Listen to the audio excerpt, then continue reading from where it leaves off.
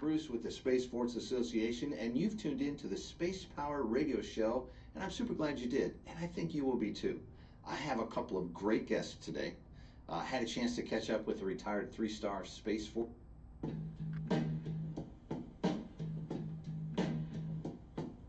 Hi, I'm Bruce with the Space Force Association, and you've tuned in to the Space Power Radio Show, and I'm super glad you did, and I think you will be too. I have a couple of great guests today. Had a chance to catch up with a retired three-star Space Force General, General LaCoury, and he's fun, he's interesting.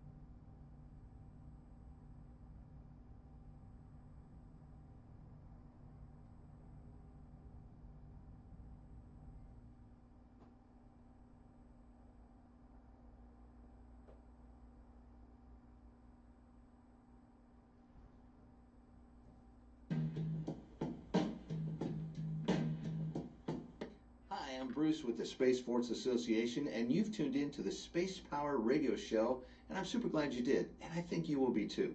I have a couple of great guests today. Had a chance to catch up with a retired three-star Space Force General, General LaCoury, and he's fun, he's interesting, and he knows a thing or two about the Space Force. You won't want to miss that. And here's an interesting fact. Did you know that things launch into space from the middle of New Mexico? It's true.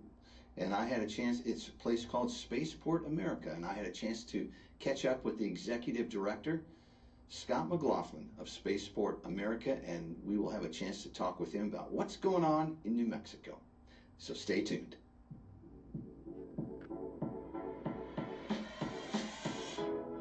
My guest is Scott McLaughlin, Executive Director of Spaceport America. I'm super excited to talk with Scott today. Just a little background.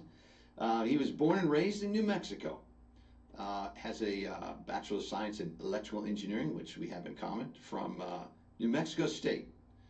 And established a radar and design manufacturing business. Looks like you sold that out and then returned to the Land of Enchantment. I did not remember that's what New Mexico is called.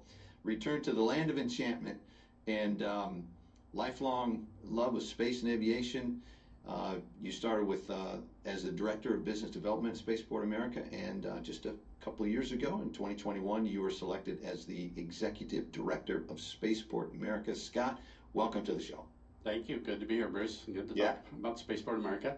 Yeah, it's great. So I'm a blank page when it comes to Spaceport America.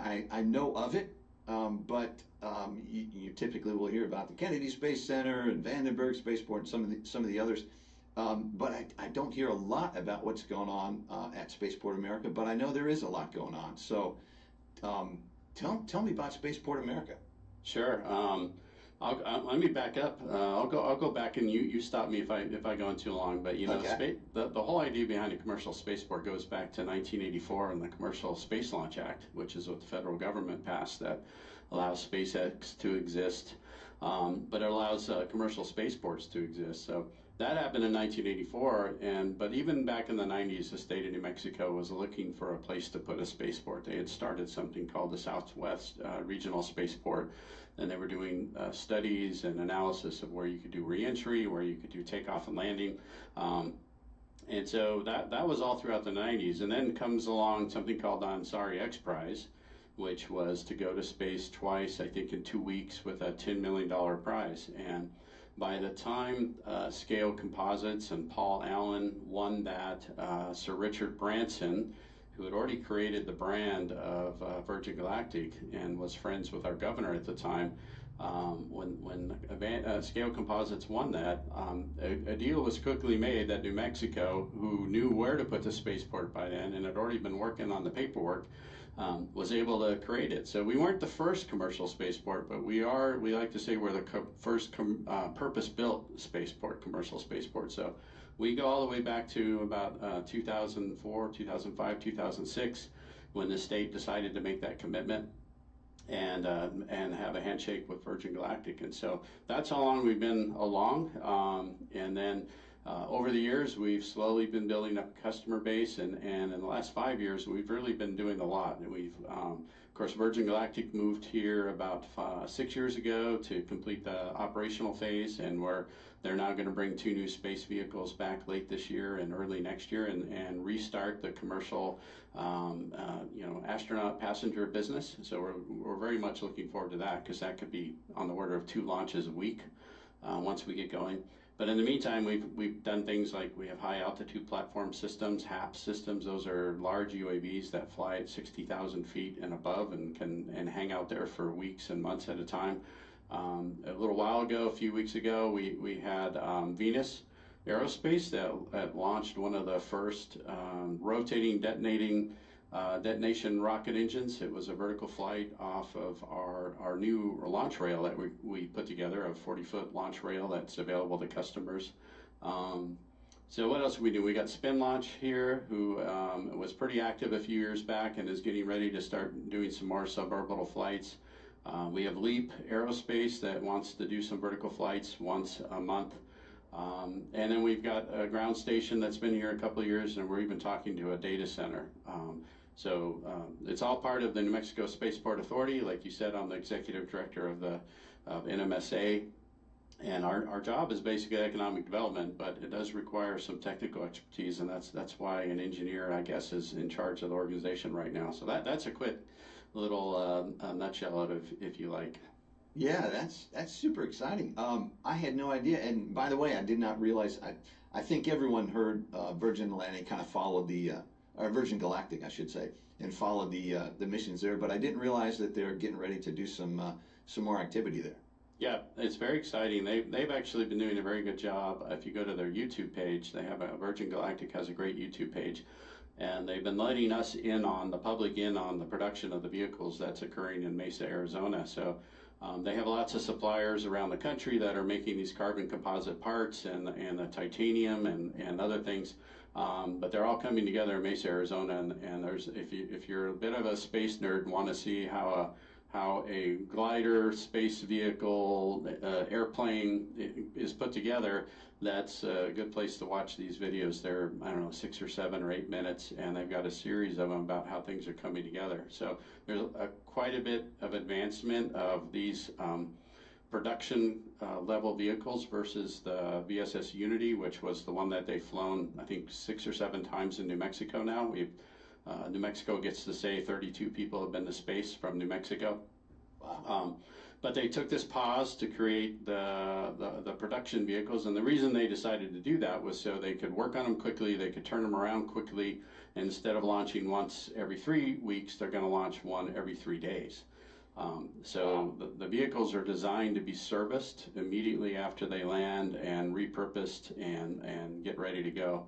So they did take this pause, and so the first one is supposed to come back, I think, late this fall. You'd have to check the virgingalactic.com website, but we're excited about that. They'll have to go through a series of requalifications or recertifications. I'm not quite sure what they're doing with the FAA, but they basically have to go back to the FAA and say, well, it's It's basically the same vehicle, but it's a lot of changes have been made to improve it, and so then they now have to do some drop tests. So what we're going to see is unpowered drop tests, and then we'll see some powered flights where they actually go to space, or maybe like they've done in the past, they'll burn the rocket for only 10 seconds or 20 seconds. But eventually, a year from now, they should be back to operations. And again, we're expecting to see up to 2 launches a week sometime in the next, say, 18 months or so. I remember they were taking deposits, and for some reason I just didn't get my deposit in, so I'm not in line. Well, you should have, because I think it started at a 200,000. Yeah, it did. It was it was up there. Yeah, So now I think my it's wife just didn't think that was a good use of I'm sure if you were willing to work until you're 90, you could afford it. But Oh, no, my it'll be goodness. exciting. We've seen several launches here. It's not the same as watching a launch at the Cape, but there's a beauty and an elegance to watching White Knight 2 take off with a spaceship underneath and wind its way up, and then eventually it's up at, I think, around 40,000, 44,000 feet. And we usually can see the contrail. It's about 10 to 15 miles north of the spaceport. And they line up with a runway. We have a 12,000 foot runway, 200 foot wide concrete runway. So it's a big runway, bigger than most. And we see them lining up on the runway. And that's so if there's an issue, they can just glide in and land, which they did several years ago on one of their test flights. But what we've seen them do is then they drop the spaceship, you see a little puff of white smoke, and then you can watch the smoke as it goes up high. And then after a little while, you start hearing the rumble of the rocket engine, which is pretty cool. And then it disappears because it's going to space. And then later on, you wait about 2 or 3 or 4 minutes, and then you hear the sonic booms. And by then, the White Knight 2 is getting closer. It's coming back home. They let the spaceship land first. And the spaceship usually has to make a couple of passes around the spaceport to burn off some of the energy. So you actually get to see the spaceship fly over the spaceport and then come around and come in for a landing. And so it's all pretty thrilling. It's very different than watching a Falcon 9 or something take off, but it's still pretty fun and pretty unique. So getting to see 2 of those a week is going to be pretty exciting. Wow.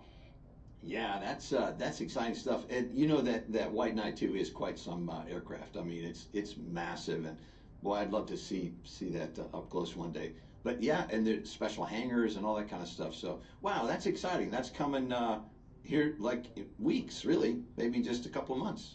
I think so. I think happening.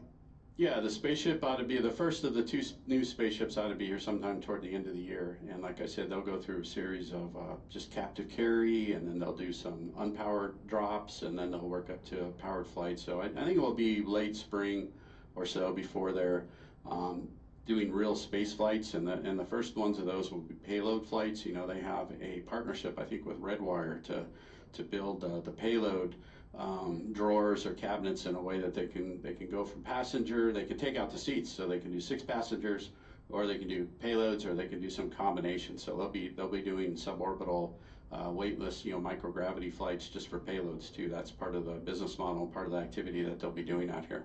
Yeah, that's exciting stuff. Hey, so I got to ask you a question. So New Mexico, not adjacent to any body of water, which you typically find launch pads on. So how did the state of New Mexico, or whoever decided, come to the conclusion that this is, and you guys are kind of a ways away from everything. It's not like, you're in the city or anything. So how was that location selected, and why? So, there's some interesting things about New Mexico. This is where Robert Goddard came and tested his liquid rocket engine out in Roswell. Of course, Roswell's famous for quote unquote having aliens visit, and you should go check out Roswell. Out there. They're still out there. Well, not only that, they have an alien festival every year. Oh, my goodness. And they have the only McDonald's in the country with a spaceship, a saucer spaceship, as the play area. And they also now, what used to be the Reno air races are going to be in Roswell. Really? I did not know that. There's a lot going on in Roswell, believe it or not. But anyway, that goes back a ways, and then the NASA astronauts did a lot of the learning how to do the prospecting and out here. We have something called the NASA White Sands Test Facility, which is right next to White Sands Missile Range. I'll talk about that in a second. And that's where they did the lunar lander engine testing under full vacuum. So they have one of the largest vacuum chambers. They have to suck out all the air, and then they fire up these steam-powered Venturi effect things that suck out even more. Bring the down, and they can bring it down to the point where they can literally, in the 60s, they could fire the lunar rocket engine and keep it evacuated. So they understood how that engine would perform in space. So they also do all the testing, reaction control system testing for the CST Starliner, and they also do material testing. They can fire a grain of sand at 17,000 miles an hour and see what it does to your spaceship. Anyway, and then next to that is White Sands Missile Range, which we're about to celebrate. I think it's the 80th anniversary of the explosion of the first atomic bomb. And right, yeah. And also White Sands Missile Range is where they call themselves the birthplace of America's missile and space rockets, because that's where Wernher von Braun came in to test the V2s. I know that. Yeah, so they're the largest range in the country in terms of a military range. So when they have their what they call the extended range open, they're about 120 miles long by about 45 miles wide. So, but even over that, they have even a bigger airspace complex, and we're underneath that complex. So we're on state land, but we're under that airspace. And under that 1984 Space Launch Act agreement that I talked about, they're obligated to work with us. Military ranges are obligated to work with customers for space activities. So anyway, our location turns out to be a very good location. It's remote. We can do high-risk things. We can work with White Sands. And that means we can do vertical and horizontal, and we're also working on a reentry license. We'd like to be someplace where a spaceship like the Dream Chaser from Sierra Space can land, or where Varda can eventually bring a capsule down. So we're aiming to be a full-featured spaceport, if you will. Wow. So what's involved in a reentry license? I mean, and this is with the FAA, I'm guessing. Right. All the commercial spaceports have what's called a Part 420 license with the FAA, and that means that they've gone out and they've done environmental work, they've worked with all their partners and people they could annoy or who have a stake in operating that spaceport. And that, by the way, that's very different than the way, for example, that Blue Origin has the Van Horn site or in Texas, or SpaceX has the Boca Chica site in Texas. Those are considered private launch sites, and they don't actually have a license for launch from the FAA. They're basically industrial parks that are covered by whatever local laws talk about what you can do there. And in those cases, the vehicles that launch there have to have what's called an FAA Part 450 license. So the vehicle manufacturer and works with the FAA to license that vehicle flying from that particular spot. Whereas the commercial spaceports like Spaceport America, we also have this what's called Part 420, which means we've told the FAA how we're going to handle security, how we're going to handle explosives. We've done an environmental impact statement. We've worked with all of our neighbors. We've considered airspace. We've considered mishaps. So a spaceport license is basically something that allows us to be a multi-user spaceport as opposed to these private facilities. And then one more aspect of that is the federal ranges don't actually come under the federal Part 420. So when you talk about Cape Canaveral, which is half of it's NASA, half of it's U.S. Space Force, or Vandenberg, which is Space Force, they fall under DoD regulations for a launch site. So there's different flavors to how these sites are coming about, but we're trying to grow and become a major one for the state of New Mexico, the region, and the nation. Wow. I had no idea it was that complex. You can't just go point your rocket up to the sky and light the fuse. You gotta have permissions on that. So I'm very curious about. I did do a little bit of looking on the website, and I was surprised to find just a whole list of organizations that are out there. So you've got what, 10, 15 different companies that are actively doing space-related things at Spaceport America. Yeah. We kind of divided them up in between tenants, those who have signed a long-term lease or have had a long-term presence, and then we have kind of these customers who come and go. So you can think of us kind of like a civilian test range. People come and they might be with us for a couple of weeks. Like we've had electric car companies come and do things with us. We've had some STEM activity from companies who are launching balloons and have a a package that they drop that can measure weather parameters and things, and then that becomes an activity for students in K through 12. We've had an Indy card here for a while, but then we also have a ground station now, permanent. He's a long-term lease person. We're working on a data center. We have these high altitude platform systems. We have Sirius, which was in our press release, ISC Sirius, which is a Japanese company that is using engines from Colorado, Ursa Major, liquid engines, and they're going to learn how to do takeoff and landings, just like way back when SpaceX is doing that, and of course Blue Origin's trying to make sure they can land a vehicle. So it's really just for us for the state of New Mexico, we're an economic development project is basically the way the state looks at it.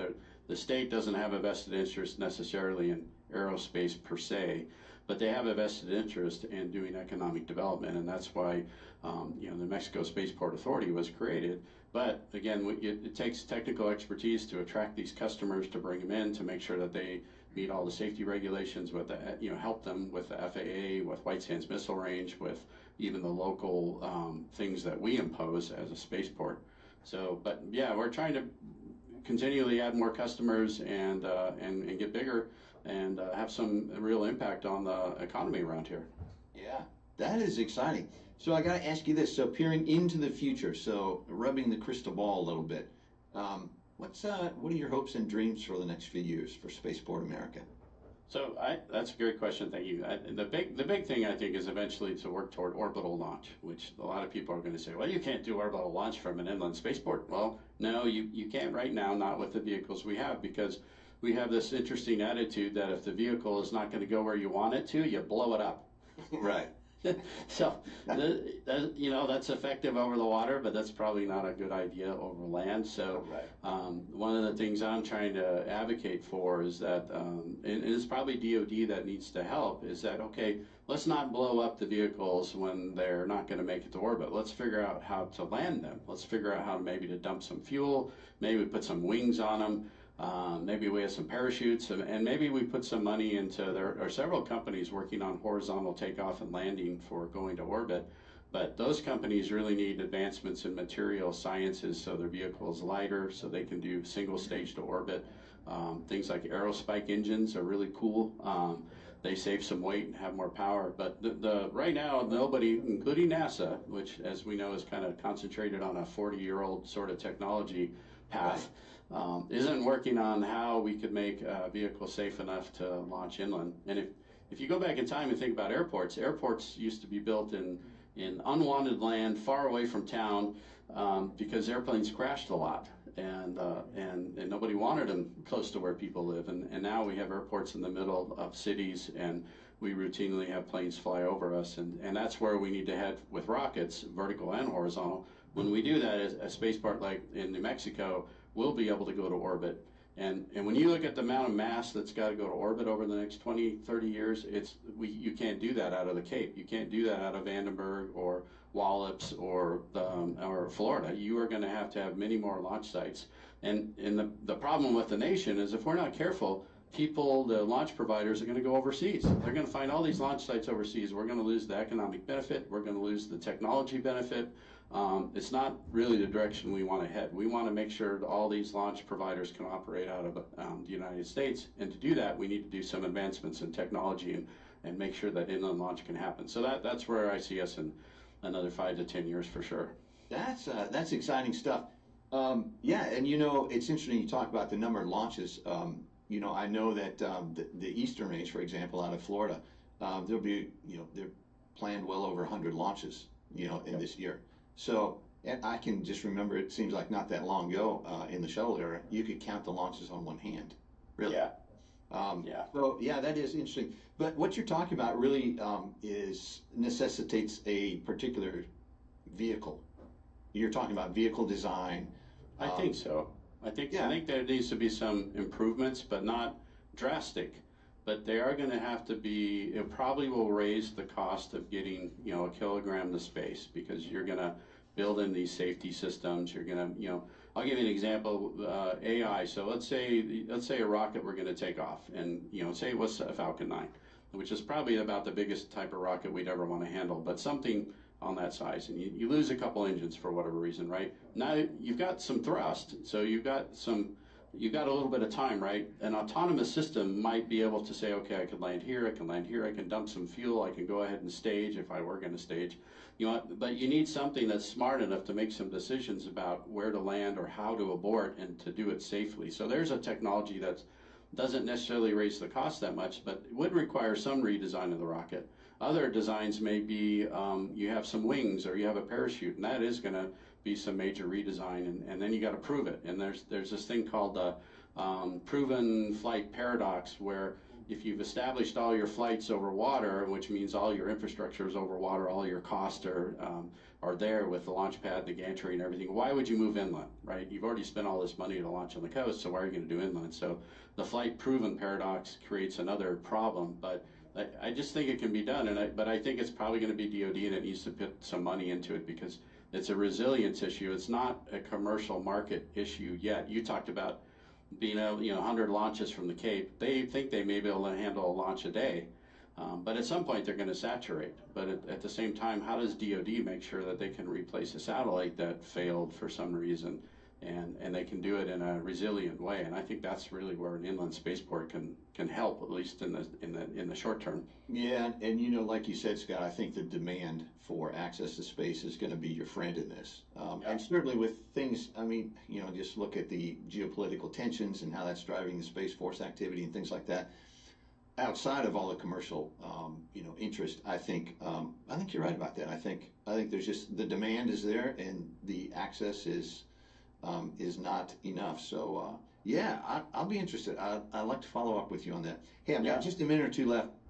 You have something fun coming up in September, an open house. Right. So what does that mean when I come to the Spaceport America open house? And it's September 21st, right? That's right. It's on a Sunday. So what we've been trying to do is open up the spaceport to the public a little bit. When Virgin Galactic was flying regularly a year and a half or so ago, it gave the chance for the public to see the launches, but they couldn't always go stand on the apron in front of the wonderful Gateway to Space building. So that, as you might know, part of this deal with Virgin Galactic way back when was to build this beautiful hangar called the Gateway to Space. It's a very iconic design. It's very well known in the industry now, but you can't always get close to it. So this gives the public a chance to go stand on the concrete in front of that building. Virgin Galactic is going to bring out the White Knight 2.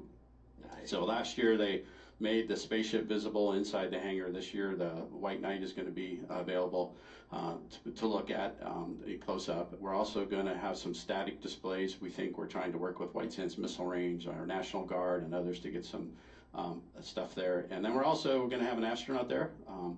So last year we did, and it's great to talk to someone who's been to space for some length of time. So we're going to have some tents, we're going to have food trucks, we're going to have a DJ, and then we have a whole bunch of community partners who are going to have tents and talking about STEM and education, workforce, and basically any community partner that wants to be out there. So it's just a fun little 4 to 5 hours on a Sunday morning, and we're happy to kind of show off the spaceport and give a chance for the public to be right there on site. Yeah, super. It sounds like a great time. I hope you get a great sunny day for that. So do I. Yeah. Thank you. Hey, Scott, Executive Director for Spaceport America, Scott McLaughlin. Scott, thanks for taking time today. Appreciate it. Good to talk to you. We'll be back right after this.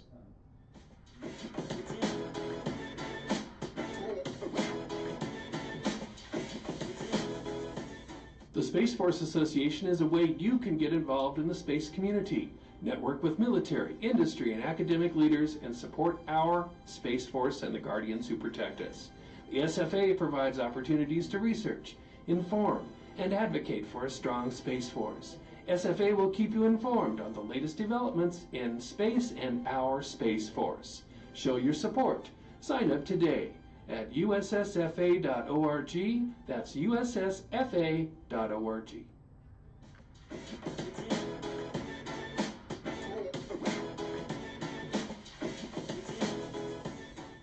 My guest is retired Lieutenant General Bill LaCourie, who is was the Deputy Chief of Space Operations.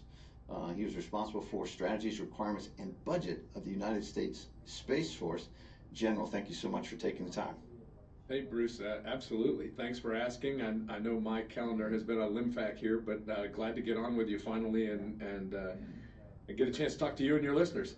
Yeah, super excited. And you know, we were talking just previously. I met you at the Space Power Conference this past year, and just had so much, enjoyed the conversation so much. I thought, gosh, we have to share this with all the listeners. So here we are. We got you. Hey, so I thought one of the things that'd be really interesting is to talk a little bit about your background and how you got to kind of where you were. But let me just detail this a little bit here. So you, your education, so you have a Bachelor of Arts from Boston University, you've got a Master of Arts, you went to Squadron Officer School, several distinguished graduates, School of Advanced Air and Space Studies, you went to a leadership program at MIT, Enterprise Leadership Seminar, Advanced Senior Development Seminar, Leadership at the Peak, all kinds of things. And I saw your assignments are mostly U.S. You've been all over the U.S., although I did see a stint in Germany. But that is, it's amazing. And, you know, you're what we call in the U.S. a three-star general, so that's very far up the ranks. Before we get to all of your time in the military, I'm just curious. How did how did growing up, point you in the direction? At that time it was the Air Force, but how did you get that direction? Yeah, absolutely. So I grew up in an Air Force family, actually. My dad was a B-52 pilot for 30 years in the Air Force. It was not necessary, growing up, it was not something that I was looking to do for a career. I was a computer geek. And kind of on the early end of, as computers became more prevalent, and in junior high, I had a teacher who did a class on computer programming or an introduction to it, and I was fascinated by that and kept doing that. And so in my head, I was going to go to school, a computer science degree, and I was going to program computer games at some point in time. Like most people, I think, you have a one sight picture, and then the world takes you in different paths and directions. And so when I decided that I wanted to go to school at Boston University, we the family needed to figure out a way to pay for that. And one option was an Air Force ROTC scholarship. And so I said, actually, yeah, that's probably a neat way to be able to serve. It's a neat way to be able, if I get selected, it's a great way to fund the schooling. And I could do 4 years and provide that payback back. Well, August of 1987, I get to Boston and show up for freshman orientation in Air Force ROTC, and I got hooked in ROTC. I was an athlete all growing up. I loved team sports and things like that, and here I was as a part of a team in Detachment 355, the Flying Tigers at Boston University. So that kept me hooked and engaged all through college. I didn't necessarily want to be a pilot, even though Dad was a pilot. Like I said, I was interested in computers and those type of things. By the time I got to my senior year, though, I said, you know what? I've been doing this for 4 years, and maybe I do want to be a pilot. So I had allergies as a kid. I tried to get a waiver. The Air Force said thanks, but no thanks. Luckily, Dad was still on active duty, and at the time that we were filling out our dream sheet that kind of lists what you want to do, he said, hey, if you can't be a pilot, there's this relatively new career field called space operations, and it might be interesting to you from a technology perspective and those type of things. So I put that down on my sheet, and the rest is history, as they say. I got selected. I ended up at undergraduate space training in April of 1992. And the very first assignment was at what was then Falcon Air Force Base, now Schriever Space Force Base, but operating communications satellites, and kind of much like ROTC, I got hooked. I was a part of a great team. We got to do some really cool things, and the 4-year experiment of paying back my scholarship kind of turned into one assignment after another, and I was fortunate that my wife, Amy, in the early days, it was just her, and then the 3 kids all, were willing to come along for the ride, and so we kind of all, went one assignment after another, and no regrets. Oh, that's amazing. I hear that a lot from military folks. No regrets. They did. They just. It was a challenging career, but a rewarding one too. I got to ask you. So going back junior high school, computer coding. So what actually were you doing?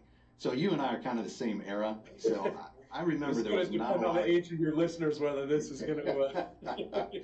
So at the time, it was BASIC was the programming language, Yeah. right? So I was Hmm. doing BASIC programming, and I mean it was all kind of text-based type stuff. Graphics were very, very, you know, early, in infancy, at least in the computers that I was able to work with. Number one, you were usually looking at a monitor that was green screen, right? It wasn't some multicolor monitor, those type of things. Finally, by the time I got in the Air Force, I remember my first satellite operations assignment at the 3rd Space Ops Squadron. We had 2 computer screens that we had in front of us every time we went in contact with a satellite.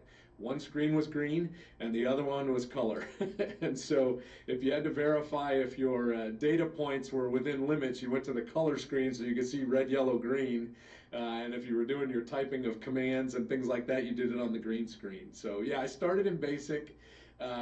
In college, of course, as a computer scientist, there are multiple courses where you learn all kinds of languages, but the Boston University curriculum at the time was based in a language called C. And so that's what we used at that point in time.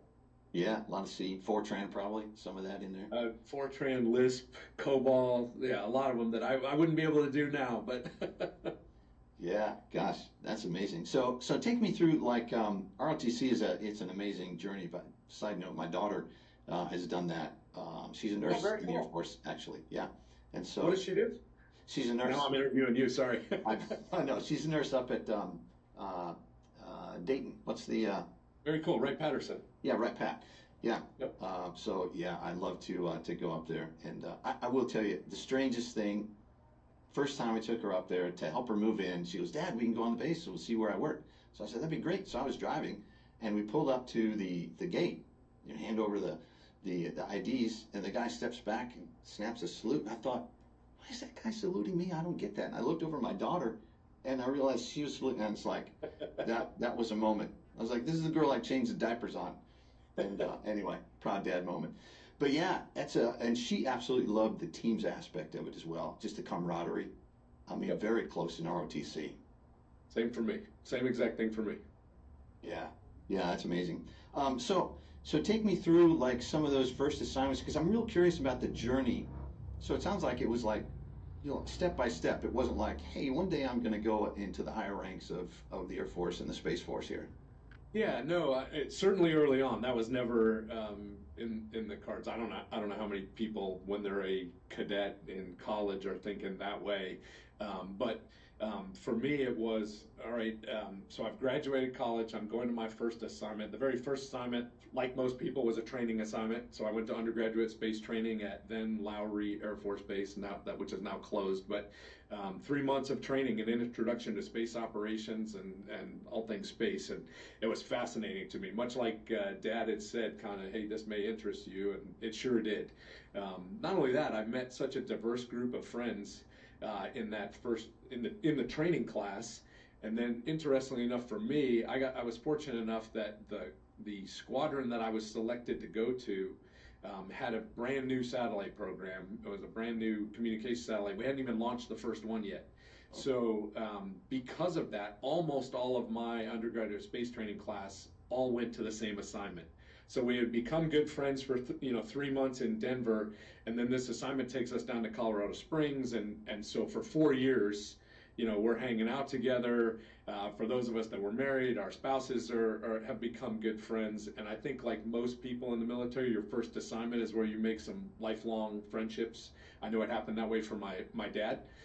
It happened that way for me, for my brother, who was an intel officer in the Air Force, and for my son, who's now in his second assignment. I know I had a chance to visit him multiple times and saw the same type of thing, the camaraderie, the teamwork, all those types of things. So, yeah, so I go to the first assignment and I'm going to operate communication satellites. And I mean, it was just, to me, it was kind of one of these really cool things. The downside to it is, unlike a pilot like my dad or my son who gets into the cockpit of their plane, they take off, they fly around in their domain and see the domain and experience the domain.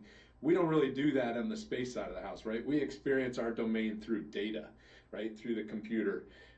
Unless you're an astronaut, and if they weren't going to let me be a pilot, they weren't going to let me be an astronaut, so that was out. But it was still fascinating to me to know that I was operating a series of communication satellites. By the time I left, we had launched 6 of them.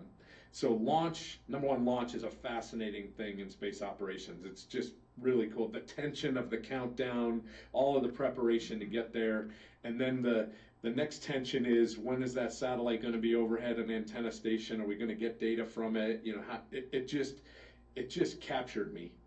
And you know, there were highs and lows, certainly, in every assignment, and working through those challenges with a bunch of other people, and when you succeed, it's just a really good feeling.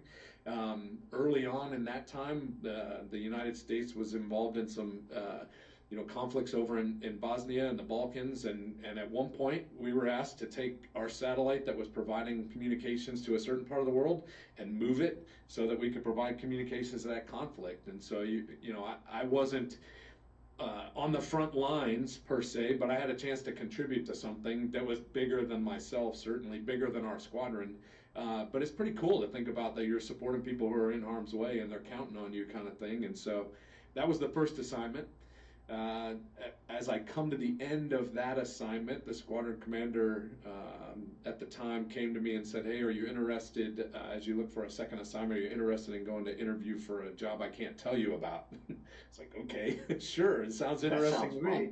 So yeah. I get on an airplane and I fly out to Northern California to then Onizuka Air Force Base, which is now closed. And we're seeing a trend here of bases that have closed since I left, but in any case, at the time it was a classified assignment. About 1.5 years after I arrived, it became declassified. I was working for the National Reconnaissance Office out in Onizuka, and man, you want to talk about yet another assignment that captured my attention, my interest, all those things, and another group of phenomenal individuals who I had a chance to work with. Working for the National Reconnaissance Office was a really cool deal, and had a chance to support a lot of world events in that assignment. Then I came to a crossroads. It was like, what do I do next? And I learned about and had an opportunity to apply and then get selected for our Air Force Weapons School. So the Air Force's version of Top Gun is probably the easiest way for those that have either seen the original, the sequel, or both. It's our version. And shortly before I went there, the Air Force said, we need to make a space squadron here. And so our role as space officers at the weapons school was to learn all of the various space systems. So I just mentioned I had 2 assignments leading up to this, so I knew 2 space systems. We have a lot more, and so the course it's hundreds upon hundreds of hours of learning every space system and learning it to the kind of graduate level, so that we could then turn around and help pilots, intel officers, the other parts of the Air Force do their jobs better based on the data that we could provide to them from space. Fascinating assignment. I went there with the intent of going out to the field to help an operational unit. Like many people, some things work out the way you plan, some things don't. The schoolhouse actually said, you know what, we want to keep you as an instructor. And so a little bit of disappointment at the time, but it actually turned out to be one of the best assignments ever, because you really learn the material when you teach it over and over and over, and you see others go through it. And I had a chance to really make some good, tight friendships and a good, strong network with the rest of the Air Force that if I'd have gone to another space assignment, I probably wouldn't have seen and met those people until much later in my career. And so that was kind of another cool assignment to get to go do that. And then series of school and a bunch of others we could talk about if you want. But that's kind of how I got started, and I kept being more interested and saw what I was doing and the impacts of it and wanted to do more. Yeah, that's exciting. You were married at the time, yeah? I got married a couple months after graduating from college, as a matter of fact. So my wife has been on the journey from the beginning. Wow, that's believe it or not, I hear that rather frequently with some military folks as well. Yeah, It's that's exciting. fascinating. We met in Boston. She had lived in Rochester, New York, her whole life. Her family's from Rochester. Nobody in her family had served in the military, so this was a brand new thing to all of them. And I can remember as we got engaged and then married, lots of questions about what does this mean? What do you know? But they have all been along for the ride, and I have had as many of her family at my military ceremonies as I had my family. It's been really good. I was super fortunate Yeah, to have two very supportive families. that's it's a team sport, as the saying goes. So Yeah. yeah, so you're, let's see, first lieutenant, second lieutenant, first, second lieutenant, captain, and then you jump up to major. Are you still doing like hands-on flying satellites kind of stuff, or? Yeah, no, not at that point. So so at the weapons school, I was promoted to major. So I was promoted and pinned on before I left the weapons school. Then it was time to go back to Air Force schooling. You rattled off a bunch of schools. I went to two of those schools after that down in Montgomery, Alabama. So those are like officer. Yeah, so What is the point? So help me. So I'm a rookie, never been in the military, but I'm very interested. So I noticed there's a lot of kind of like steps that people stop in down at Maxwell Air Force Base and other places a lot for things. What are those steps yeah, that you gotta kind of have to do? absolutely. Great question. Yeah, my family jokes that the Air Force realizes I still need a lot of schooling, so that's all I did my whole career. But it's actually, the Air Force, the Space Force, the military writ large, we do a really good job of leadership development, professional development training, and that's what all of these schools are designed to do. I tell a story that when I finished my last final exam at Boston University, I was convinced at that point I was done with school forever because I had made it. I now know that if you're ever offered schooling, and especially schooling for free, don't pass it up. So anyway, the professional development that we do in the service starts ROTC is kind of your introduction to the service. Then usually as a captain, you go to, in the Air Force and Space Force anyway, we go to Squadron Officer School, which is a little bit shorter course. It has changed over the years, anywhere from 4 weeks to 6 weeks, designed to kind of expose you to the rest of the Air Force. At that point as a captain, whatever career field you're in, and now it exposes you to your peers in the rest of the Air Force. Then as a major, typically sometimes lieutenant colonel, we send people to what's called Air Command and Staff College. And now the Space Force has developed kind of their own version of generically we call these intermediate military education or developmental education. And that's designed to expand on what you've already learned, as well as kind of teach you to be a staff officer, because typically at that point in your career, you're now going to go to a staff. To the point of your question, you're not going to be operating satellites or necessarily flying airplanes. You're likely going to be on a staff that's providing support to all of those frontline operations. It also does a pretty good job of preparing you to be a squadron commander if you're fortunate enough to have that opportunity. I chose to stay for a second year. All of the services have a version of an advanced studies group school. Ours in the Air and Space Force is called SAS, School of Advanced Air and Space Studies. That is really designed to be a year-long crash course in improving your strategic thinking, building an argument to support a theory or a strategy. It's literally read a book every day, go in and debate it, and then they break it up into different blocks of instruction, and you write a paper after each one of those, and then do a dissertation at the end that you have to defend. But it was really foundational for me. That level of rigor in training, both the weapons school as a captain, and then as a major selected to be lieutenant colonel at the School of Advanced Air and Space Studies. Now I was really armed and able to begin to get into, on a staff, you're really kind of building the case for resources or for different types of operations and things of that nature. And so those schools definitely gave me a foundation that opened the doors for the rest of the opportunities I had in my career.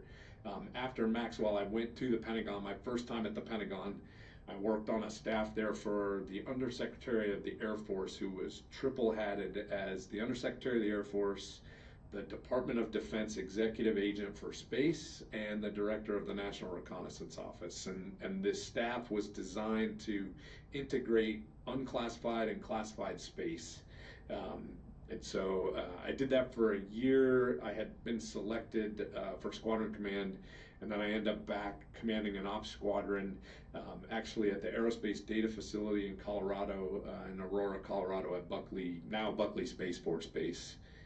We had a chance to lead a group of, we were all airmen at the time, but operators, acquirers, intelligence professionals, and then 4 different contractor teams. So really had a chance to work with industry, all in service of a particular mission that we had. So that was my first chance to command, which was fascinating and a lot of fun to be able to tell me about vision that. for an organization and basically, kind of take care of an organization and make sure it was resourced to do the things that it needed. And when you found the superstars with the good ideas and the things that were going to improve our mission, you figured out a way to resource them and get out of their way, kind of thing. And it was an amazing opportunity. And so that's probably where I first kind of get the hook of the enjoyment of kind of leading a team and saying, hey, if the Air Force will let me, I'd like to do this command thing at successive levels if I have the opportunity, which I ended up having the opportunity to do that. So. Yeah, that's interesting. So that's kind of major. So you went to the kind of the preparatory kind of coursework, learned all about leadership and kind of the broader Space Force, Air Force, and then did a little stint at the Pentagon. Then they said, here you go. And they threw you in the deep end there. So that was, how long did you command the squadron there? 2 years, from the summer of 2006 to the summer of 2008, which is kind of the typical, if there is such a thing, the typical command tour is 2 years if everything's going well. Every once in a while, somebody might get extended for a year just based on different things. But for me, it was summer of 2006 to the summer of 2008. 2 years, doesn't seem like a long time to really move things forward. But by the time you get to that second year, you're like, oh, just give me another year. I haven't gotten everything done. Yeah. We as a team haven't gotten everything done. And the reality is the team will continue to get things done, and we have a lot of good, strong leaders in our service. And so it's time to let somebody else step in. And I was fortunate. I had a very good friend who was my director of operations, which in an ops squadron is kind of the number 2. And I had a chance to turn the squadron over to him. And so it was good continuity for the squadron, and he was a phenomenal leader as well, Colonel Mike Jackson, and he took over after I left and kept things moving. That is amazing. We're going to take a break. We are here with Lieutenant General Bill LaCourie, and we've got more to come.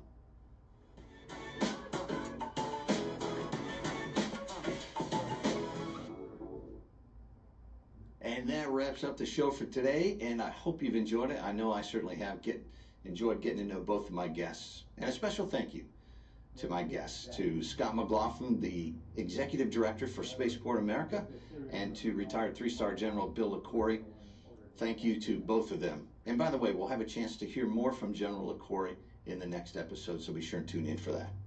Till then, my name is Bruce with the Space Force Association, and you've been listening to the Space Power Radio Show.